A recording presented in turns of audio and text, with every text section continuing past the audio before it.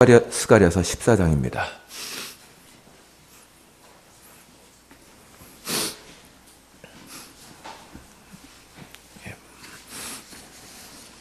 말씀 읽기 순서에 따라서 오늘은 스가랴서를 한 번 더 좀 복습해 보도록 하겠습니다.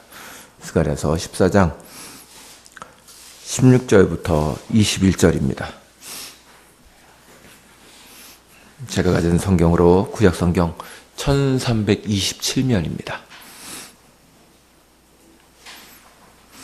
16절부터 21절까지를 다 같이 교독하도록 하겠습니다. 제가 먼저 16절 읽겠습니다.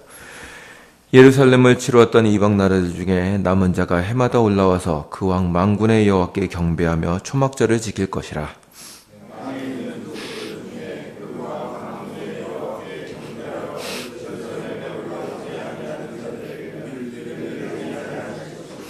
만일 애굽 족속이 올라오지 아니할 때에는 비 내림이 있지 아니하리니 여호와께서 초막절을 지키러 올라오지 아니하는 이방 나라들의 사람을 치시는 재앙을 그에게 내리실 것이라.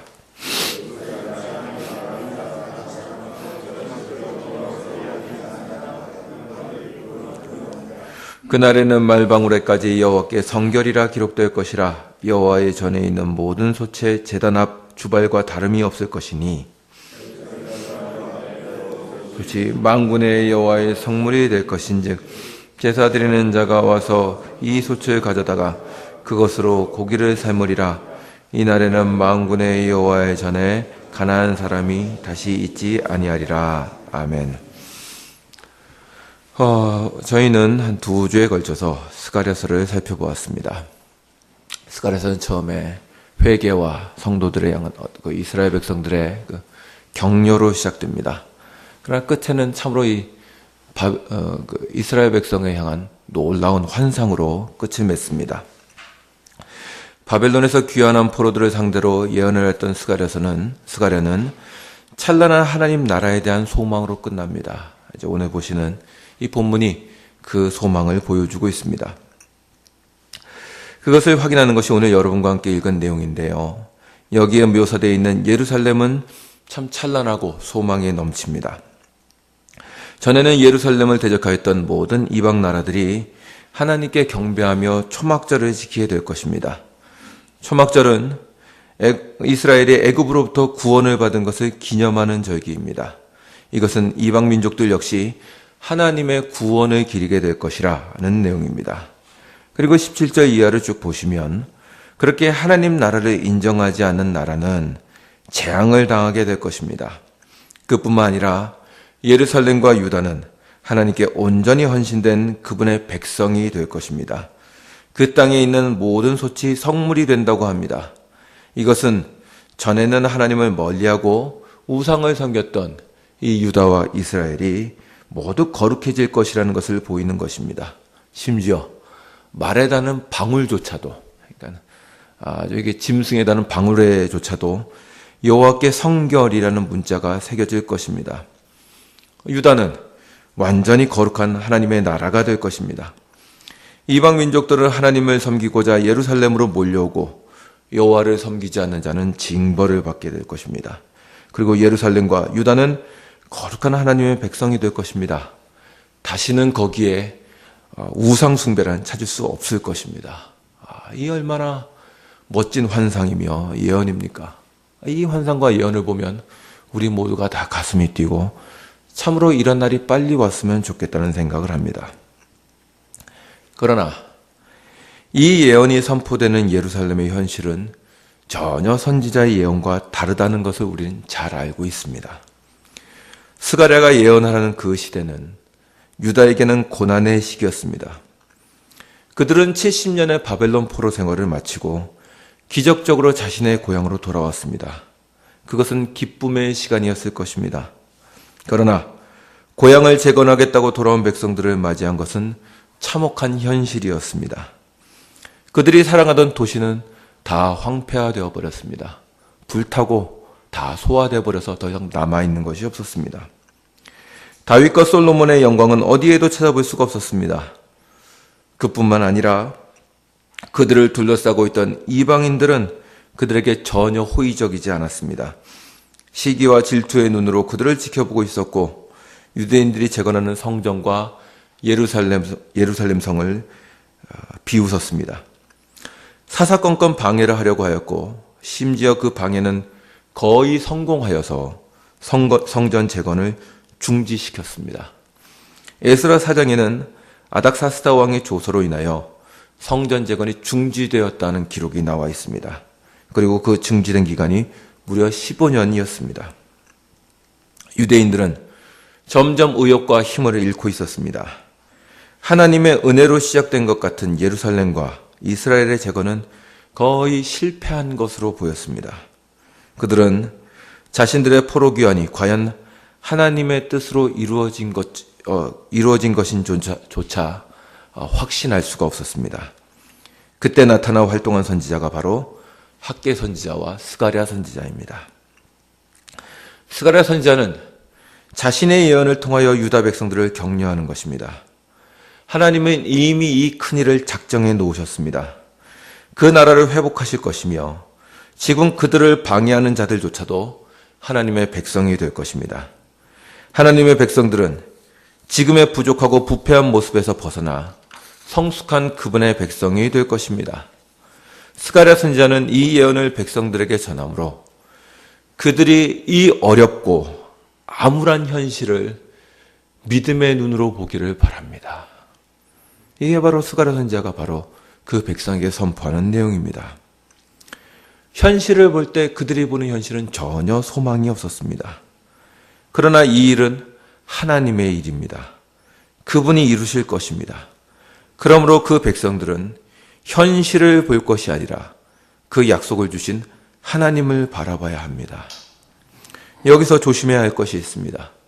그러면 하나님께서 그 약속을 주셨으므로 백성들은 아무것도 안 하고 있어도 되는가? 그렇지 않습니다. 선지자는 그들이 환상 속에서 만족하며 살라고 하는 것이 아닙니다. 앞으로 우리가 이렇게 될 거래 라고 스스로 위로하며 살라는 것이 아닙니다. 여기에 선지서의 목적이 있습니다. 유다 백성들은 하나님께서 세우실 나라를 바라보며 그들이 당면한 지금의 문제를 짊어지고 가야 합니다. 이것이 그들에게 내려진 사명입니다. 그 문제는 바로 지금의 예루살렘 성전을 재건하는 것입니다. 메시아께서 장차 이루실 하나님의 나라는 앞으로 이루어질 것입니다.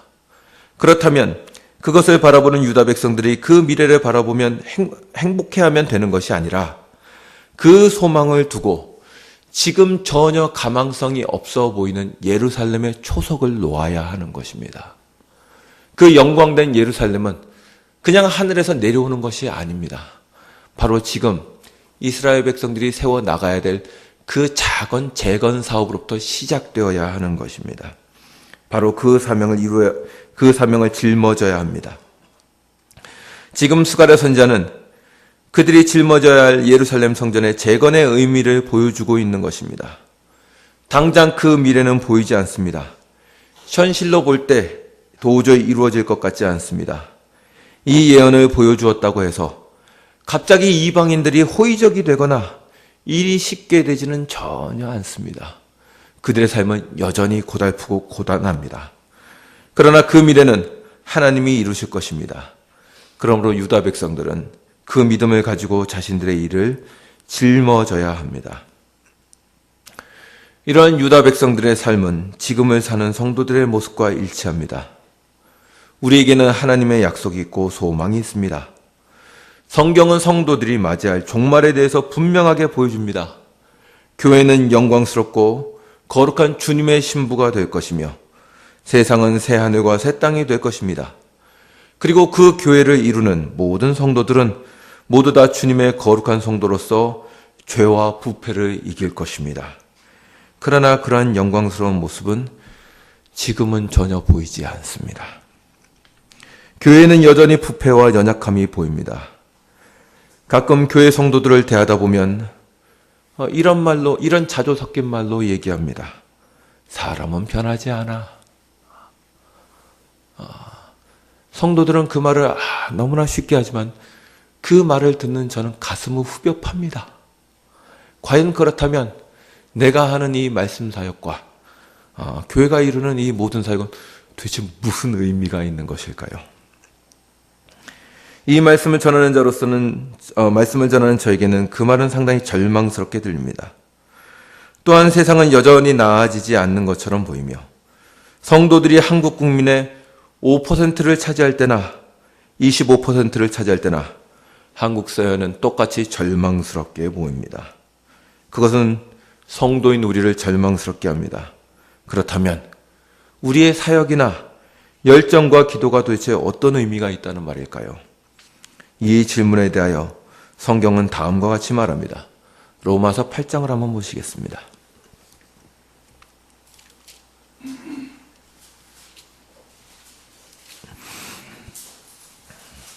로마서 8장 17절부터 18절입니다.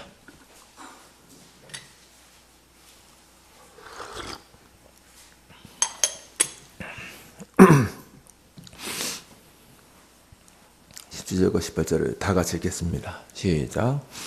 자녀이면 또한 상속자 곧 하나님의 상속자요 그리스도와 함께한 상속자니 우리가 그와 함께 영광을 받기 위하여 고난도 함께 받아야 할 것이니라.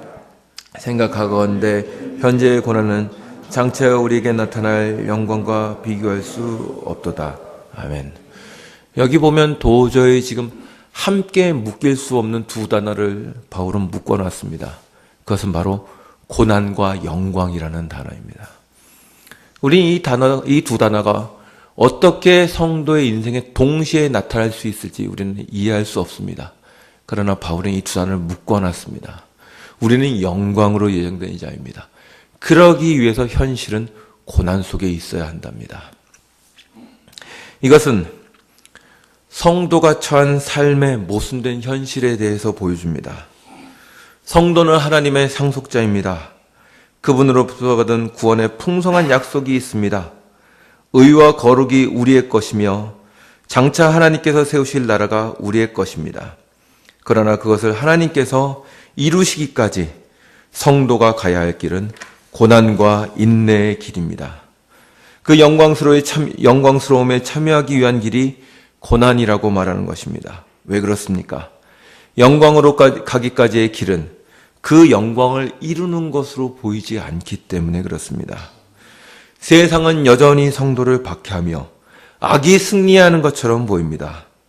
교회와 자신의 모습도 우리는 스스로 만족할 수 없습니다. 항상 부족하며 연약해 보입니다. 그렇기 때문에 성도의 삶은 고단하며 고난입니다. 그 하나님의 약속이 우리 눈앞에 당장에 이루어지지 않기 때문입니다. 그럼에도 불구하고 성도는 그 길을 갑니다. 마치 하나님의 영광스러운 나라를 바라보고 지금 당장 초라해 보이는 예루살렘 성전을 쌓아야 하는 유대 민족과 같습니다. 우리는 하나님의 약속을 믿고 갑니다. 그 약속은 당장 실현되지 않는 것으로 보입니다. 그래서 성도들의 삶에 가장 필요한 것은 믿음입니다. 우리는 믿음을 갖고 살게 되어 있지 영광과 능력으로 살게 되어 있지 않습니다. 하나님은 우리에게 믿음을 요구하십니다. 스가랴서 4장 6절에서 말한 대로 이는 힘으로 되지 않고 능력으로 되지 않고 오직 하나님의 영으로 된다는 말씀을 붙잡아야 합니다. 이 말은 우리가 가진 힘이나 능력이 하나님의 일을 이루지 못한다는 것입니다. 우리가 가진 것으로는 불가능합니다. 오직 하나님께서 일을 이루신다는 사실을 믿고 우리는 묵묵히 전진할 뿐입니다. 맞습니다. 사람은 바뀌지 않고 사람의 본성은 변하지 않습니다. 그러나 성경은 그러한 사람에게 이루어질 영광스러운 새 사람과 교회를 약속합니다. 그리스도 안에서 새로운 피조물과 하나님의 나라에 대한 소망을 줍니다. 성경 안에서는 새 생명의 기적이 일어나는 곳이 바로 교회라고 우리에게 소망을 줍니다. 그러므로 우리에게 요구되는 것은 믿음입니다.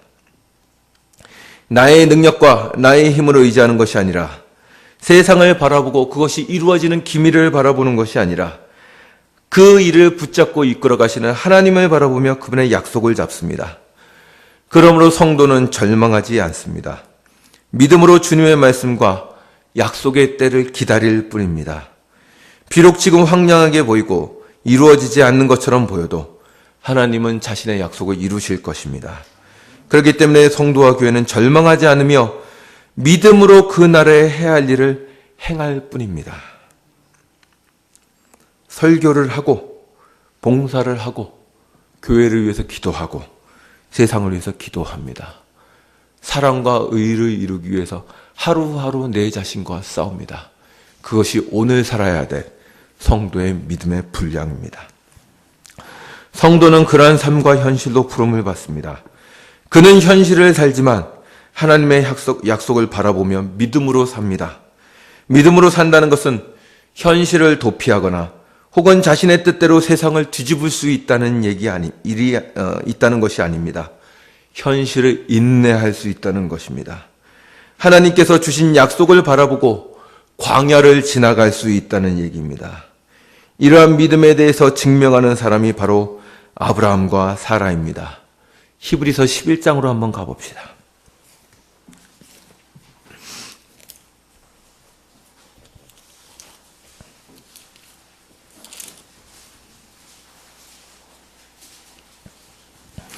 히브리서 11장 8절부터 12절입니다. 제가 가진 성경으로 신약 성경 364면입니다. 8절부터 12절을 다 같이 교독하도록 하겠습니다. 제가 먼저 읽겠습니다. 믿음으로 아브라함은 부르심을 받았을 때 순종하여 장래 이후로 받을 땅에 나아갈새 갈 바를 알지 못하고 나아갔으며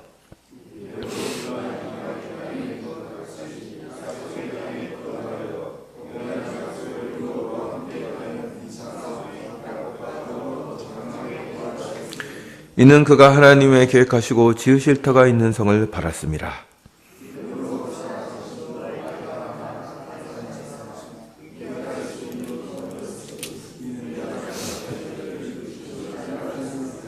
다 같이 읽겠습니다. 이러므로 죽은 자와 같은 한 사람으로 말미암아 하늘의 허다한 별과 또 해변의 무수한 모래와 같이 많은 후손이 생육하였느니라. 아멘. 사람들은 보통 아브라함을 믿음의 조상이라고 말합니다. 그러나 아브라함은 그 믿음을 가지고 어떤 큰 일을 한 적이 없습니다. 아브라함이 그 믿음을 가지고 한 일은 그가 가진 막막한 현실을 인내한 것이었습니다. 아브라함은 이 본문이 말한 대로 가나안 땅과 영원한 본향을 바라보고 장막에서 광야에서 사는 것을 참아내었습니다. 하나님이 주실 아들을 기대하며 나이가 100세가 될 때까지 소망을 버리지 않은 것입니다. 히브리서는 이러한 사람들을 믿음의 사람이라고 표현하는 것입니다. 여러분께 묻겠습니다. 여러분도 믿음을 가지고 계십니까? 믿음을 가지고 있는 사람은 당장에 기도만 했다 하면 기도 응답을 받고 어떤 큰 일을 이루는 사람은 아닙니다. 사람들은 이런 것이 믿음이라고 착각합니다. 그래서 믿음이 크면 홍해를 가르고 죽은 사람이 다시 살아나야 한다고 생각합니다. 그러나 생각해 보십시오. 홍해를 가르고 나서 이스라엘 백성 앞에 나타난 것은 오랜 광야길과 지겨운 만나였습니다. 하나님은 그 광야길에서 이스라엘에게 믿음을 요구하십니다. 약속으로 주신 가나안을 바라보며 인내하기를 원하십니다. 믿음이 있는 사람은 하나님께서 주신 약속을 기다리며 인내할 수 있는 사람입니다. 이 현실과 약속의 차이를 인내하며 지나갈 때 하나님께서 역사를 이루십니다. 제가 아는 목사가 한 간증입니다. 그가 목회하는 교회에 큰 문제가 있었답니다. 교회가 큰 갈등과 충돌에 빠진 것입니다. 참으로 목사로서 견디기 힘들었답니다. 그러나 성도들이 별 다른 어떠한 방법이 없었기 때문에 모든 성도들이 그냥 기도만 했답니다. 그 답답한 현실을 해결할 수 없어서 그래서 무작정 기도했답니다. 그게 자신들의 한 전부랍니다. 아무리 기도를 하고 기도를 해도 문제가 해결이 안 되더랍니다. 그런데 한 달이 지나고 두 달이 지나자 서서히 변화가 생기기 시작했답니다. 놀랍게도 그 변화는 문제가 해결되는 것이 아니라 성도들이 그 문제를 지고 갈 만한 인내와 힘이 생겼다는 것이랍니다. 여러분, 우린 이러한 인생으로 초대를 받습니다. 왜일까요? 하나님은 우리 문제를 척척 나타나서 해결해 주시지 않습니다. 아무리 하늘을 향해서 기도해도 하나님은 마치 응답이 없으신 것처럼 답답한 생애를 걷게 하십니다. 마치 이스라엘 백성들이 그 성읍을 지어야 됐던 것처럼. 그러나 하나님은 그 미래를 보여주시며 지금의 현실을 이겨나가라고 하시는 것입니다. 때가 되면 그것은 하나님께서 이루실 것입니다. 이는 나의 능력과 힘으로 되지 않고 오직 하나님의 영으로 된다. 하나님은 그 일을 이루실 것입니다. 그 목사님은 그렇게 얘기했습니다. 그것은 주님이 주신 약속을 바라보며 현실을 지고 가는 힘이 믿음이란 것을 알게 되었답니다. 여러분들은 믿음이 있으십니까? 여러분들은 믿음을 갖고 계십니다. 세상과 교회와 나 자신의 현실을 바라보며 쉽게 주저앉아 속단해 버리시면 안 됩니다. 사람은 안 돼라는 말로 그냥 포기해버리지 마십시오. 그건 믿음이 아닙니다. 우리에게는 영광이 약속되어 있습니다. 성화와 구원의 완성과 영광이 약속되어 있습니다. 그것이 지금 당장 보이지 않는다고 할지라도 우리는 그리스도 안에서 그 약속을 믿습니다. 그러므로 교회와 내 이웃과 심지어 한없이 부족한 내 자신을 나는 포기할 수 없습니다. 비록 지금은 내가 이렇게 부족해 보일지라도 하나님께서 내 자신을 영광스럽게 만들어 가시겠다고 하셨으니 그 약속을 믿고 오늘 하루를 버틸 뿐입니다. 이것이 바로 이스라엘에게 가진 현실이요, 우리가 가진 현실의 모습입니다. 믿음이 있으십니까? 기도합시다.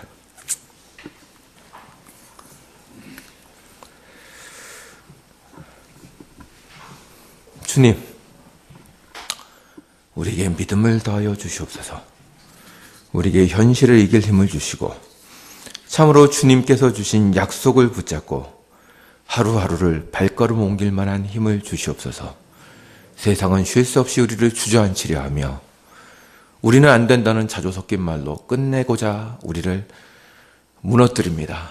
그러나 주께서 우리를 붙잡고 계시며 영광스러운 약속을 허락해 주시고 하늘에 계신 하나님께서, 그리고 보좌의 우편에 계신 예수 그리스도께서, 그리고 우리와 함께 우리를 위하여 기도하고 계시는 성령께서 우리를 붙잡고 계신 줄 믿사오니 하루하루를 전진해 나가게 하시옵소서. 예수님의 이름으로 기도리옵나이다. 아멘. 하늘에 계신 우리